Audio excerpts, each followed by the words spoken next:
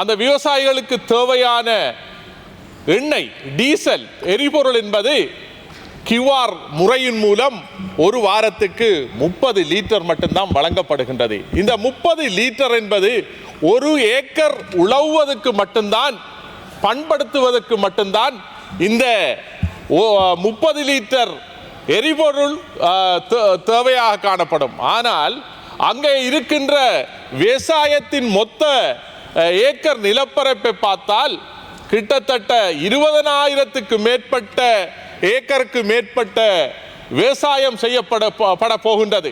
இதற்கு தேவையான எரிபொருள் எங்கே எடுப்பது? ஆகவே இதிலே முதலாவது இந்த நாட்டுக்கு உணவளிக்கின்ற, இந்த நாட்டின் ஏழை மக்களின் வயிற்று பசியை போக்குகின்ற விவசாயத்தை நாங்கள் பாதுகாக்க வேண்டும். அதன் அடிப்படையில் அம்பாறை மாவட்டம் 20% நெல்லை உற்பத்தி செய்கின்றார்கள். இந்த உழவர்களுக்கு தேவையான, உழவு இயந்திரத்துக்கு தேவையான அந்த டீசலை 30 லிட்டர், ஒரு வாரத்துக்கு 30 லிட்டர், இது கொஞ்சம் கூட ஒரு சிறிய அளவு கூட காணாது. இதனை நீங்கள் கரசனை எடுத்து இந்த அரசாங்கம் அந்த உழவு இயந்திரங்களுக்கான டீசலை நீங்கள் கூடுதலாக கொடுக்க வேண்டும்.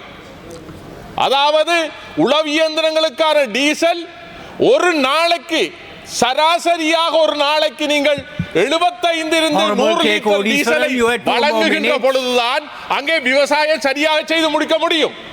இந்த அரசு அந்த பிழையை விட்டால் பாரிய உணவு தட்டுப்பாடை இந்த அரசு எதிர்நோக்க வேண்டி வரும். அது மட்டுமல்ல, வெளிநாடுகளிலே இருந்து விவசாயிகளுக்கு தேவையான உர மானியங்களை, கிருமிநாசினிகளை இறக்குமதி செய்ய வேண்டும். இந்த நாட்டிலே நிதி இருக்கின்றது என்று அரசாங்கம் சொல்லுகின்றது. கூடுதலான நிதியை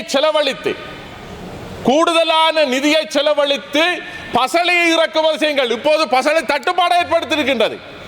விவசாயிகள் கிருமிநாசி கடைகளுக்கு, பசலை கடைகளுக்கு சென்றால் பசலை இல்லை.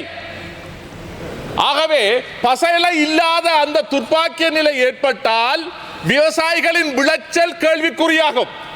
விவசாய விளைச்சல் கேள்விக்குறியாகினால் இந்த நாட்டின் உணவு உற்பத்தி மிகவும் பாதிப்படையும். ஆகவே அரசு தேவையற்ற விடயங்களுக்கு, அபிவிருத்தி வேலை திட்டங்களுக்கான செலவுகளை குறைத்து அதனை நிறுத்தி இந்த மிக அத்தியாவசியமான தேவையான பசலை இறக்குமதியை நீங்கள் மேற்கொள்ள வேண்டும், கிருமிநாசினியை மேற்கொள்ள வேண்டும். இதனாலே விவசாயிகள் பாதிக்கப்படுகின்றார்கள், மீனவர்கள் பாதிக்கப்படுகின்றார்கள். மீனவர்களுக்கான எண்ணெய் சரியாக கிடைக்கவில்லை என்றால் மீன் உற்பத்தி பாதிக்கப்படும். ஒட்டுமொத்தமான மீன் உணவு, கடல் உணவு என்பது மிகவும் பாதிப்படை. இதனை இந்த அரசு கவனத்தில் கொள்ள வேண்டும். விவசாயிகளை கவனத்தில் கொள்ளுங்கள், மீன்பிடி நபர்களை கவனத்தில் கொள்ளுங்கள், அத்தியாவசிய தேவையை பூர்த்தி செய்யுங்கள். இதனை அடிப்படையாக கொண்டு கௌரவ சபாநாயகர் அவர்களை, இந்த விடயத்தை நீங்கள் சரியாக செய்யாவிட்டால் இதற்கு பொறுப்பாக இந்த 225 பாராளுமன்ற உறுப்பினர்களும் தான் காரணமாக இருப்பார்கள். இந்த நாட்டின் அகோரமான செயற்பாடு நடைபெற்றால் இதற்கு இந்த அரசு பொறுப்பேற்க வேண்டும் என்று கேட்டு எனது உரையை முடித்துக் கொள்கின்றேன்.